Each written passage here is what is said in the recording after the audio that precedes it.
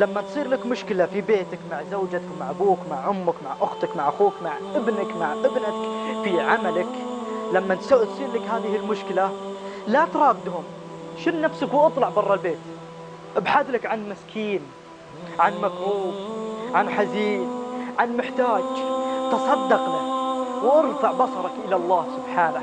قل اللهم ادفعها بلا عني، والله والذي لا إله إلا هو، إن فعلتها وأنت مخلص لله سبحانه رحمك الله. الصدقة تطفي غضب الله.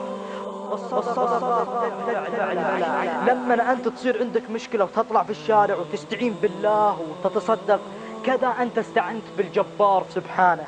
بس لما صرت في بيتك ورديت على زوجتك ولا على اللي تهاوشت معه، كذا أنت استعنت بالشيطان.